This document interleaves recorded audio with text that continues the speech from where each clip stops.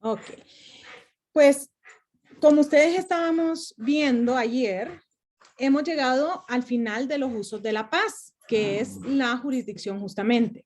Entonces, en la jurisdicción estábamos viendo y se quedó la pregunta de cómo funciona la jurisdicción en el ámbito internacional. Entonces, vamos a ver las siguientes dos diapositivas, que son las últimas que miramos en este periodo, que es cómo son los diferentes sistemas normativos externos coercitivos, o sea, el derecho, cómo es el derecho, en los diferentes territorios. Entonces, la primera pregunta que tengo para ustedes es, ¿ustedes recuerdan allá en su clase de introducción al estudio del derecho, cuáles son las fuentes del derecho? A ver, ¿quién me quiere decir? Las fuentes del derecho. Simeón fue. ¿Quién fue? Jurisprudencia. La ¿Quién me dijo? jurisprudencia, la costumbre, abogada. Ajá, jurisprudencia, costumbre, ¿qué más?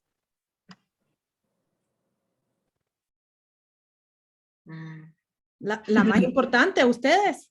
Ay, no sé, la que me olvida. Yo sé que son varias, pero ya no me acuerdo, abogada. Está la costumbre, jurisprudencia. Las leyes. No, Las leyes. Las Las Eso es leyes. muy importante, Sí. La ustedes. doctrina es otra, abogada. La doctrina, correcto. Qué aplazada nos iba a dar si esto fuese sido una prueba. No les podía hacer prueba de algo que no les he enseñado a ustedes, pero, o sea, yo en mi clase, pero sí, los que ustedes me han mencionado justamente son esas fuentes del derecho. Está la ley, la jurisprudencia, la costumbre, la doctrina, el uso, acuérdense también del uso. Y entonces la pregunta del millón es, ¿cuál es la primera fuente que usamos nosotros en Honduras? Leyes. Las leyes, correcto. Abogada, ahorita Ley. que usted dijo eso del uso, esa siempre ha sido una duda que yo he tenido. El Ajá. uso y costumbre no es lo mismo. No, el uso y la costumbre no es lo mismo por algo muy sencillo. El uso repetido es lo que crea la costumbre. El uso es una conducta, una actividad o un acto que nosotros hacemos. Ejemplo, firmar un tratado. Eso es un uso. Firmar un tratado es un uso. Una costumbre es algo que nosotros repetidamente hacemos y lo hacemos de una manera general. Ejemplo, nosotros en Honduras esperamos que las mujeres sean las que manejan el hogar. Eso es lo que esperamos. Esa es la costumbre en Honduras. Nosotros no esperamos que un hombre sepa las cosas de la casa. Es algo que es muy nuevo. Eso de que el hombre sepa cosas de la casa es muy nuevo en Honduras, ¿verdad que sí? Y usualmente cuando se casan les da amnesia. Y no se acuerdan cómo es la casa. Confirmo. Confirmo, dice, oiga, no tienen quien los apoye aquí. No hay defensor del hombre aquí. No hay, ¿verdad? Bueno, entonces, esa es la diferencia entre uso y costumbre. El uso es algo que yo hago, puede ser una sola vez que yo lo hago, ese es un uso. Y una costumbre es algo que yo hago un uso repetido de algo, ¿sí? Y es de manera general, o sea, la mayoría lo hacemos o la mayoría sabemos que así se hacen las cosas, ¿sí? Ok, entonces, el más importante, dijimos, en Honduras es la ley. Esa es nuestra fuente primaria, ¿cierto? Esa es la que nosotros usamos por excelencia. ¿Cómo sabemos nosotros que esa es la realidad? Pregunta del millón. Cuando nosotros estudiamos nuestras clases, derecho penal, derecho civil, derecho laboral, derecho constitucional, ¿qué estudiamos cuando vamos a esas clases?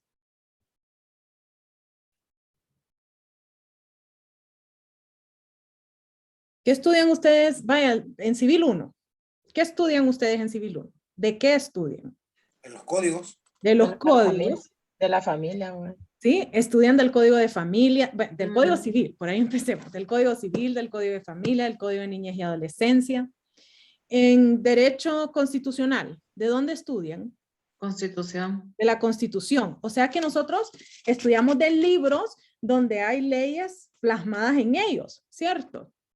Y leemos literalmente, leemos las leyes y vamos dándole explicación a esas leyes. ¿Verdad que así estudiamos nosotros en Honduras?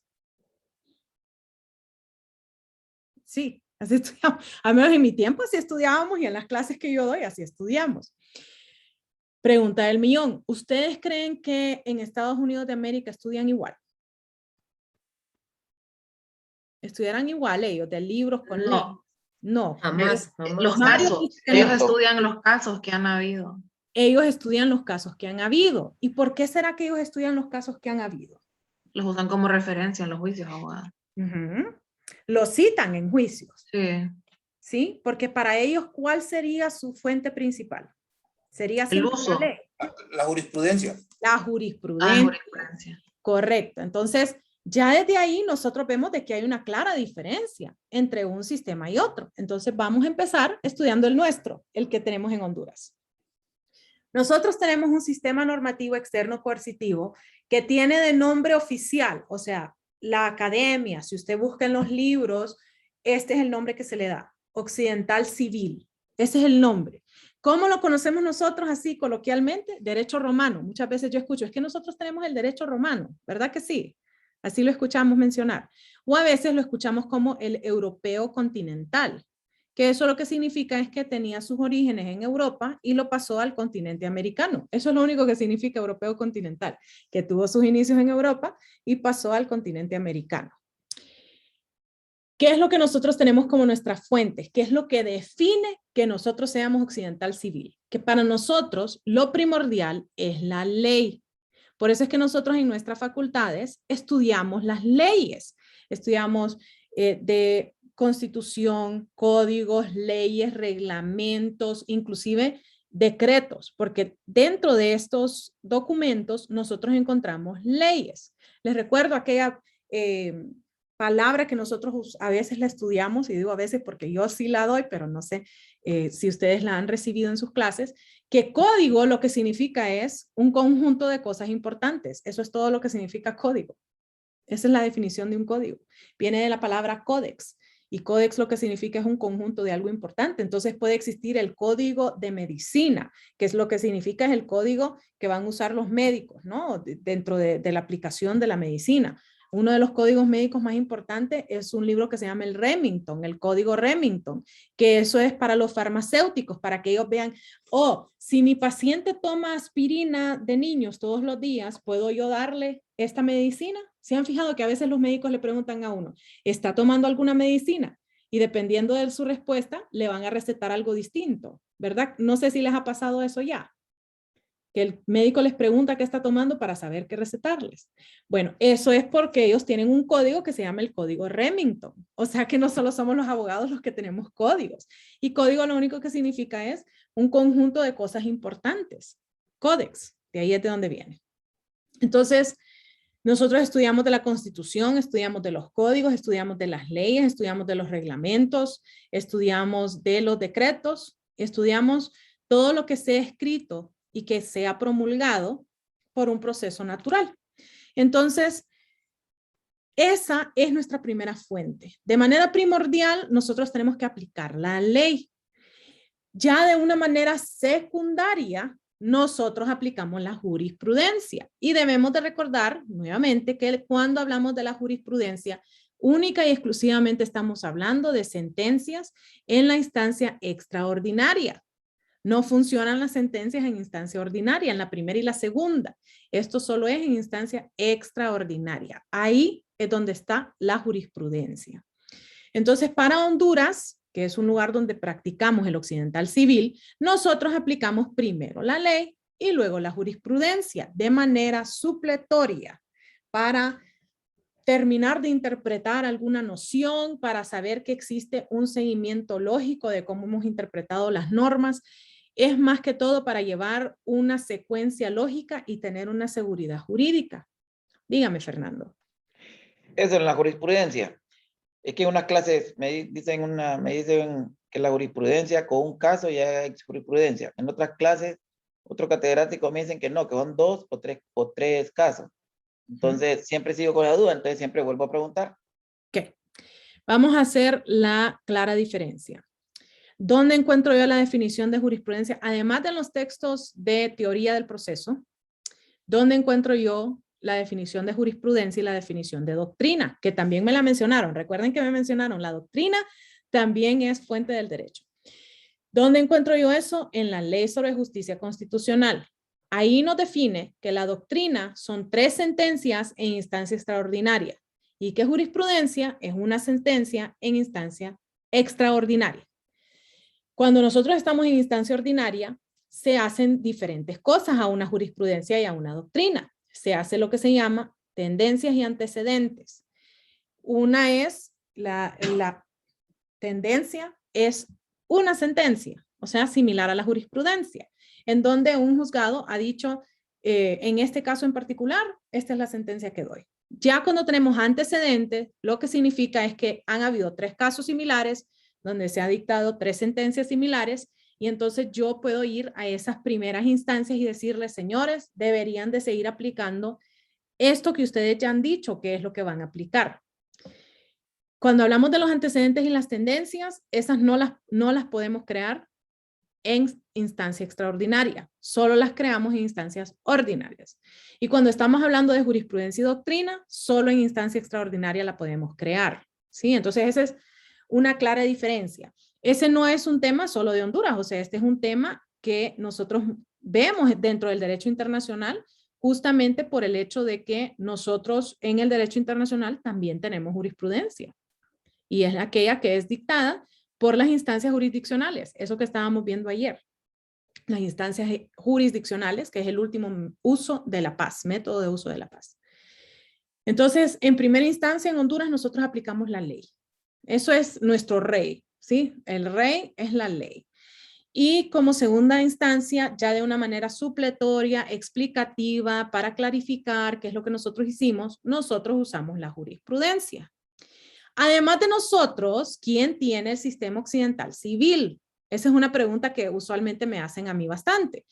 Bueno, desde México para abajo, todos los que estamos adentro del continente, o sea, no las islas, no estamos hablando de Jamaica, no estamos hablando de Haití, pero estamos hablando de el continente americano, los países que están adentro del continente americano, en su gran mayoría utilizan el occidental civil. Eso significa México, Argentina, Chile, Colombia, Venezuela. Nosotros utilizamos el occidental civil.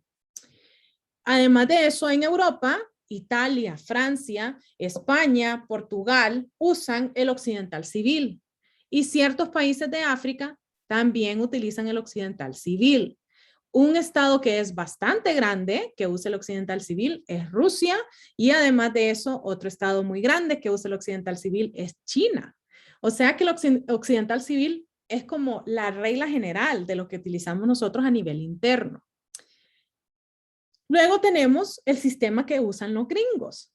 Ese sistema nosotros lo denominamos occidental común. Es el sistema occidental común.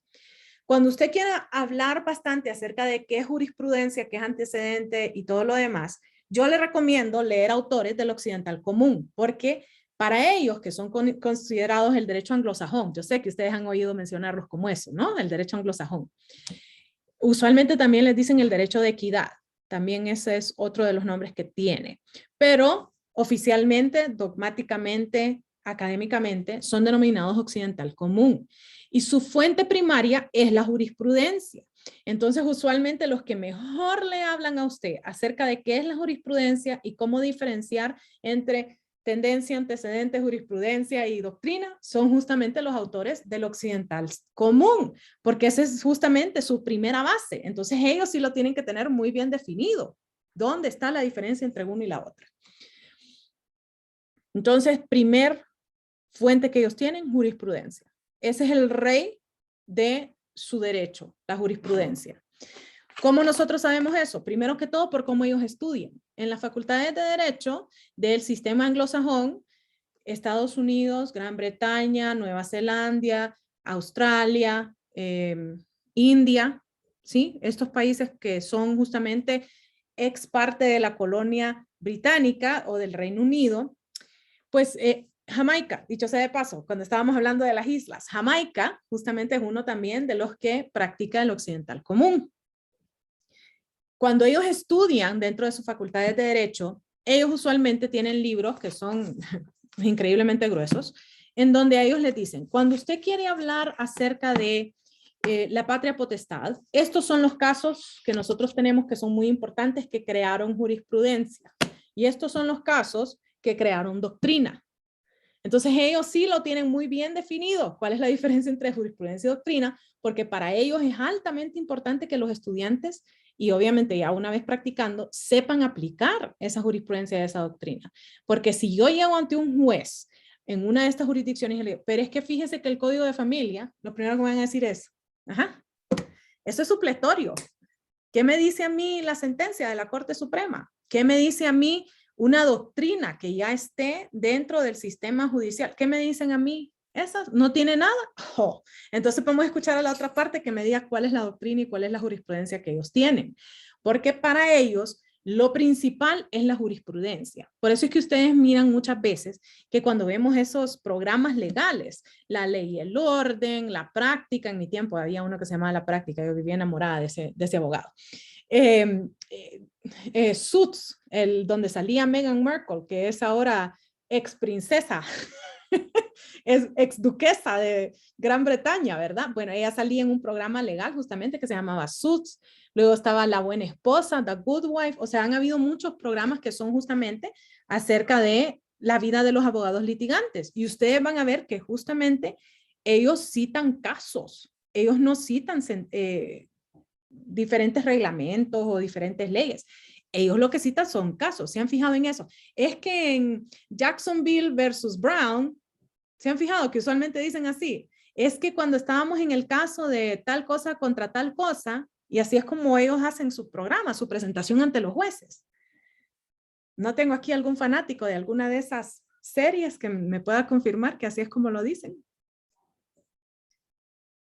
Mandan a veces a las secretarias o a algo que se conoce como paralegal a que hagan investigaciones, a ver si existen sentencias que trate específicamente sobre este tema específico.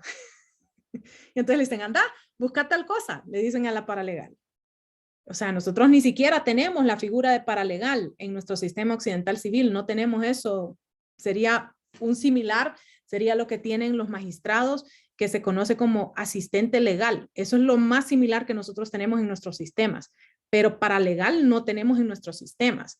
Esa es una profesión que tarda 2 años sacarla, que si usted me pregunta a mí, nosotros deberíamos de tenerla en Honduras porque ayuda infinidad al abogado a hacer su trabajo. Pero en Estados Unidos, eso es lo más normal del mundo, que usted tenga un paralegal. Usualmente, si usted está dentro de un bufete respetado, usted comparte un paralegal. Cuando está iniciando su carrera, usted comparte su paralegal con otro abogado. Y ya cuando está en niveles superiores, ya es en inglés les dicen partner, en español le dicen socio. Cuando usted ya es socio de un bufete, usualmente usted tiene su propio paralegal, que es muy diferente a tener su propia secretaria. La secretaria es la que le lleva la agenda, la que le llama a los clientes que no han pagado. Trabajo un poquito importante que tenemos ahí, ¿verdad? Con las secretarias, la que le lleva a sacar fotocopias y toda esa cosa. Esa es su secretaria. El paralegal no tiene nada que ver con la secretaria y lo que hace es buscar la información legal, que en Estados Unidos significa buscar esa jurisprudencia. Eso es lo que hacen los paralegales. Entonces, si ustedes miran cualquiera de esos dramas que les he mencionado, pueden haber más. El más viejito de todos es Perry Mason, ¿verdad? Que es el abogado famoso del tiempo de mi mamá. Y después, pues los más nuevos son justamente este de Suits, donde está Harvey y que está el muchacho que fingió ir a la escuela, pero pasó el examen de la barra. Sí, ¿saben ese show que se llama Suits? Y está también The Good Wife, la buena esposa que sale, que ella se divorcia del esposo. Ally McBeal también, ese era bastante famoso, Ally McBeal. Entonces existen varios, ¿verdad? Hay uno también que mira a mi esposo justamente que se llama Bull, B-U-L-L, Bull. O sea que existen varios que son series de esa naturaleza y ustedes van a ver que ellos nunca van y dicen, en el artículo tal, ellos van y dicen, en la sentencia de Brown versus the Board of Education, en la sentencia de Fernández versus Euseda. O sea, ellos así es como presentan sus casos, porque para ellos el rey es la jurisprudencia. Eso es lo primero que yo voy a aplicar. Yo lo primero que voy a aplicar va a ser la jurisprudencia. Y de manera supletoria, yo voy a aplicar la ley. Miren qué interesante, o sea que es un sistema invertido. Nosotros primero aplicamos la ley, y luego la jurisprudencia. Ellos primero aplican la jurisprudencia y luego aplican la ley. Pregunta del millón, ¿cuál será mejor? ¿Será mejor primero aplicar la ley y luego la jurisprudencia o primero aplicar la jurisprudencia y luego la ley? Que en realidad lo que les estoy preguntando cuando yo les hago esa pregunta es, ¿quién creen ustedes que debería de tener la palabra más fuerte y la última palabra? ¿El Congreso o la Corte Suprema de Justicia? ¿Quién debería de tener la última palabra? Corte Suprema de Justicia. O digo sea yo. que para Fernando, lo que debería de ser es el occidental común. Para Fernando, el que debería de tener la última palabra, debería de ser la Corte Suprema de Justicia. ¿Alguien piensa distinto? Que los que deberían de tener la última palabra son los miembros del Congreso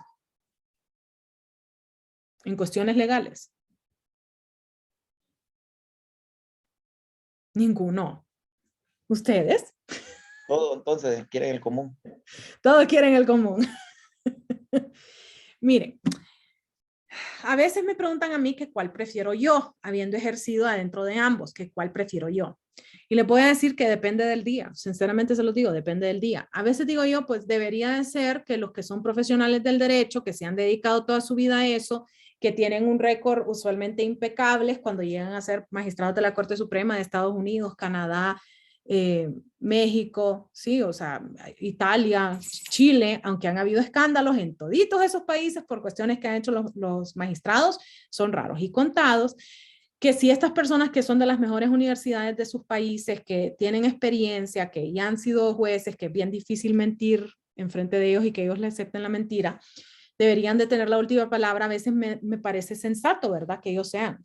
Pero a veces me pongo a pensar yo, ¿qué sabemos nosotros los abogados acerca de disputas de terrenos? ¿Qué sabemos acerca de el derecho agrícola, el derecho agrario? O sea, yo sé qué es lo que dice la ley acerca de eso, pero yo sé lo que es vivir en el campo. Yo sabría crear leyes que sean justas para cuestiones del campo. Pregunta del millón, ¿verdad? Entonces, a veces me parece a mí que debería de ser el Congreso el que tiene la última palabra, porque ellos tienen esa pluralidad. Por eso es que a mí cuando me dicen, todos los miembros del Congreso deberían de ser abogados, y me quedo pensando, ¿y yo qué sé de deportes? ¿Y yo qué sé acerca del derecho de la niñez? Y ni niños tengo. Fui niña, pero ni me acuerdo de qué era lo importante para mí, ni creo que lo que fue importante en los 80s sea importante ahorita en el 2020. O sea que, ¿qué sé yo acerca de la niñez? ¿Qué sé yo acerca de la mujer que vive en pobreza en el área rural? O sea, yo le puedo decir imaginármela, pero haber vivido yo eso, no es cierto, no lo he vivido. No tengo idea de qué es eso. ¿Y qué sé yo acerca del deporte? Muy poco. Lo que jugaba yo en la escuela era baloncesto y en Honduras no se juega. Así de sencillo. Conozco muy pocos que juegan baloncesto en Honduras. ¿Sí? Y obviamente somos chaparritos. Nos vamos en contra de los gringos y en 2 cuetazos nos, ¿verdad que sí? Si mi esposo es el chiquito. Mi esposo, debido a que se tuvo que operar las 2 rodillas después de que le explotaron varias bombas, mi esposo que se tuvo que operar de las rodillas ahora mide 5 pies 10. Antes medía 5 pies 11 y medio. O sea que casi los 6 pies. Y él era el chaparro de sus soldados.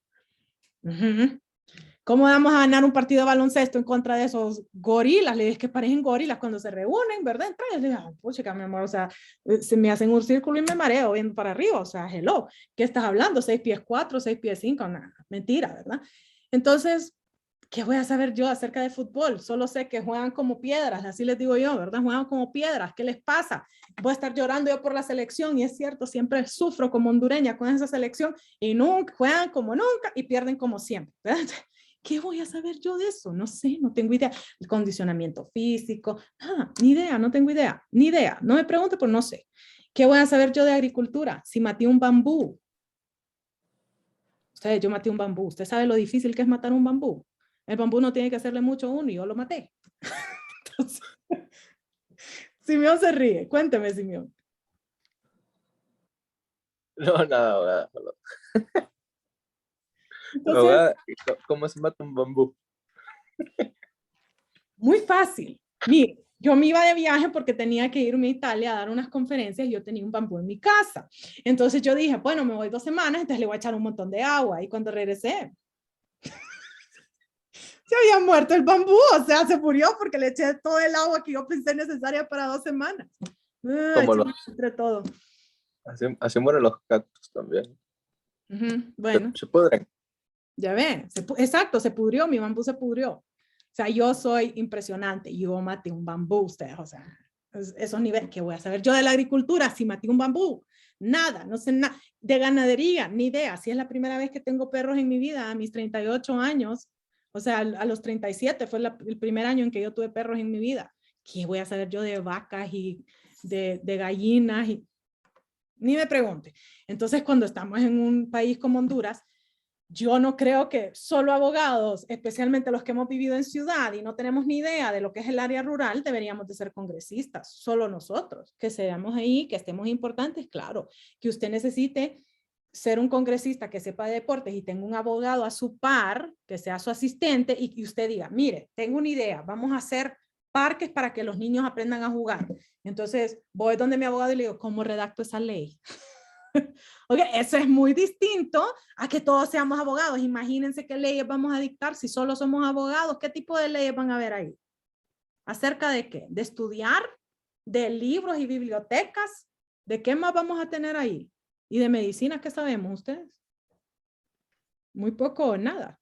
O sea de delitos y falta. De delitos, de faltas, de qué puede ser el comercio. Y a veces tengo abogados que nunca han sido comerciantes, nunca han vendido nada. Y empiezan a hablar que del comercio y no sé qué cuentos. Y este chavo sabrá de lo que está hablando, porque sinceramente pareciera que no. Solo hay que preguntarle a un comerciante de verdad, a ver si lo que está diciendo es cierto. Ah, que la portuaria y no sé qué, se ponen a hablar. Y yo, ¿será cierto? Y voy a donde un empresario y me queda mirando así como, no, así no es como funciona. Hay abogados que dicen la SAR. Exacto, hay abogados que dicen la SAR en vez de el SAR. Ajá, sí, entonces podemos tener los mejores abogados del mundo, pero no vamos a saber hacer leyes que van a tener un impacto positivo en todos los hondureños, porque adivinen, no todos son abogados. Nosotros sabemos redactar leyes, nosotros sabemos aplicar leyes, nosotros sabemos cómo mejor seguir las leyes, pero ¿cómo hacer un sistema económico? Ni idea, ¿verdad? ¿Cómo se maneja un presupuesto? Ay, no, muchachos, si a puras cachas sabemos sumar y restar la mayoría de los abogados, ¿verdad? Y nos cuesta. Ajá. ¿Cómo vamos a hacer un presupuesto? Ni idea. Entonces, no solo necesitamos abogados para que funcione una sociedad. Entonces, me hago la pregunta a veces yo, ¿será sano que nosotros los abogados seamos los últimos en tener la palabra? ¿O será mejor que un organismo plural tenga esa última palabra? Porque hasta en estos momentos la gran mayoría de los países a nivel mundial han dicho, lo más sano es que sea el Congreso el que tiene la última palabra, el Parlamento el que tenga la última palabra. Y cuando les digo a la mayoría del mundo, estoy incluyendo a Rusia, estoy incluyendo a China, estoy incluyendo a Francia, España, Portugal, estoy incluyendo también a México, Argentina, Colombia, Brasil. O sea que estoy incluyendo a aquellos que son del primer mundo o que son grandes potencias y aquellos que también están dentro de del segundo mundo o que están llegando a ser potencias, los BRIC, los famosos BRIC, Brasil, Rusia, India, que obviamente no entraría en este caso, pero Brasil, Rusia, India, México y China son considerados los BRIC, ¿sí? Que son potencias a nivel mundial. Entonces, ¿qué será mejor? Pues ya les estoy diciendo yo, Rusia, China, Italia, Francia, España, países que realmente tienen bastante que enseñarnos a nosotros, dicen que es el Congreso el que debería de tenerlo. Pero también grandes potencias en el mundo dicen, no, señores, los que deberían de tener la última palabra son los miembros de la Corte Suprema de Justicia. ¿Y quiénes nos dicen eso? Pues empezando por Estados Unidos de América, pero muy seguido de ellos, ¿de dónde fue que ellos aprendieron? Que fue justamente del Reino Unido. Además de eso, tenemos Australia, tenemos Nueva Zelanda, tenemos a India, que ellos siguen creyendo y siguen diciendo de que es justamente la Corte Suprema de Justicia el que tiene que tener la última palabra. Entonces es un debate que se da a nivel mundial, no existe una respuesta clara de qué es lo cuál es el sistema que mejor funciona, quién es el que debería de tener esa última palabra.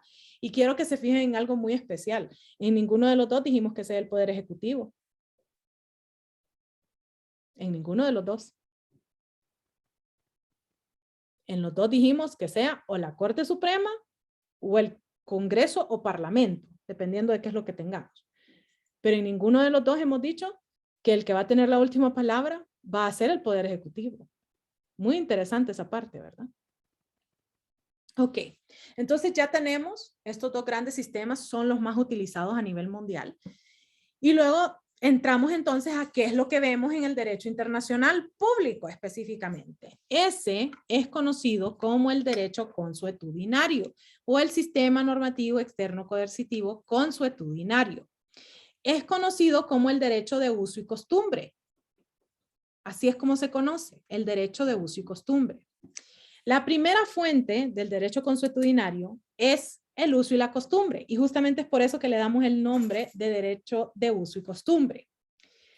Le explicaba yo justamente a Zoraida, creo que fue la que me preguntó, que uso significa algo que yo hago, un acto, una utilización de algo, es decir, un comportamiento o una conducta que yo hago. Dentro de esos comportamientos o esas conductas está el firmar tratados. O sea que cuando yo firmo un tratado, eso es un uso que yo estoy haciendo de mi poder soberano.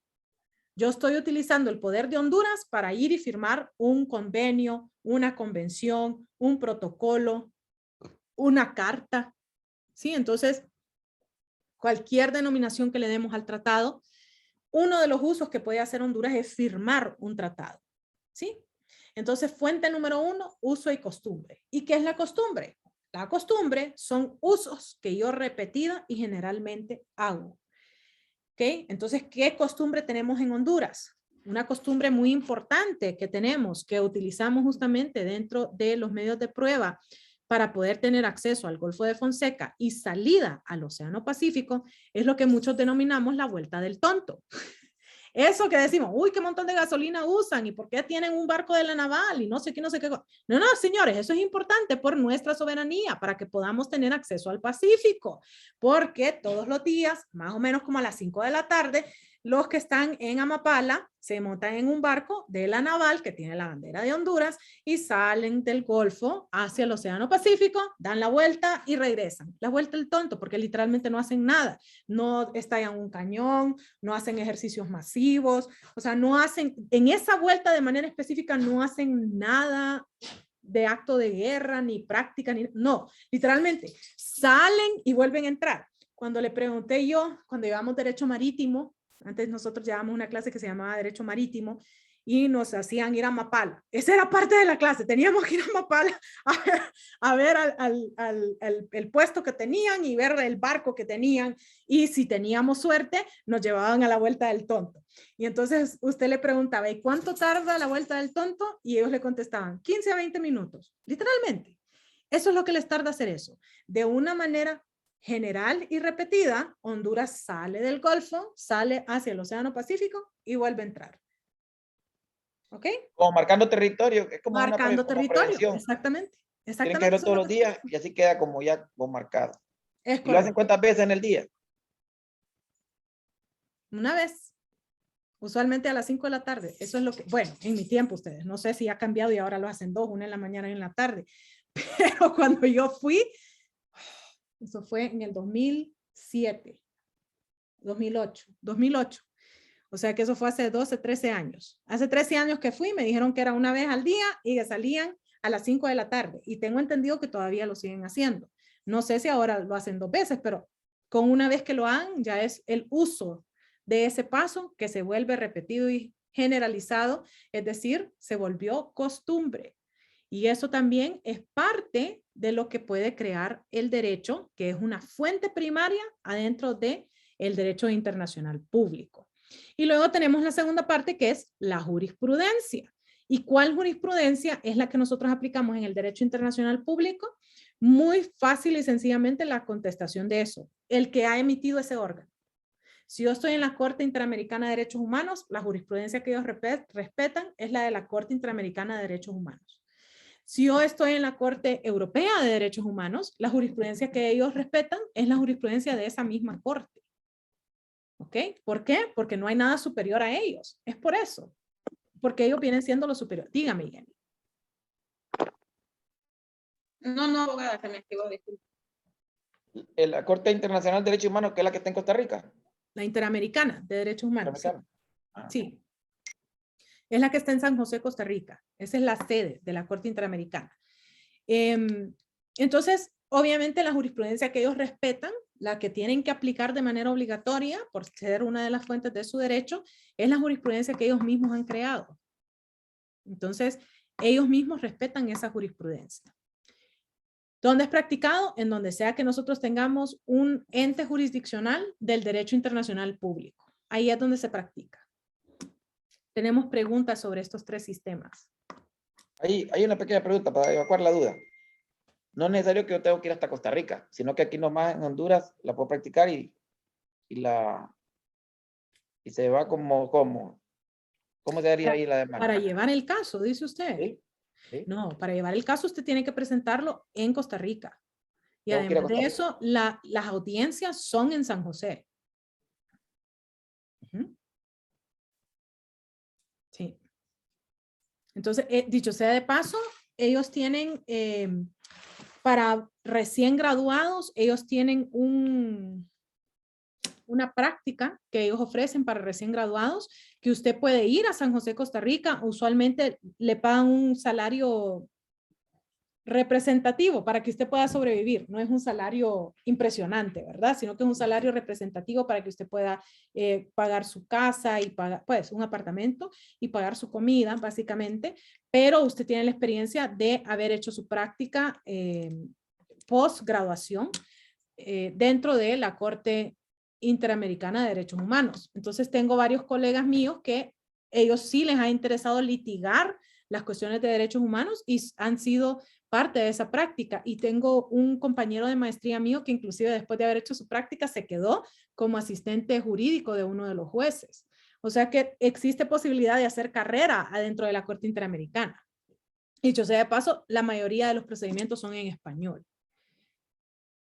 Regla general, son en español. Las sentencias, las audiencias, todo usualmente se hace en español, a menos de que estemos hablando de un caso con Brasil. Y obviamente Estados Unidos no es parte de la Corte Interamericana de Derechos Humanos, entonces no tenemos nada en inglés. Entonces si tienen interés en esa área, súper recomendado que se vayan a hacer su práctica ahí, porque sí pueden abrir muchas puertas haciendo su práctica ahí. ¿Alguna otra pregunta, duda que tengan sobre este tema?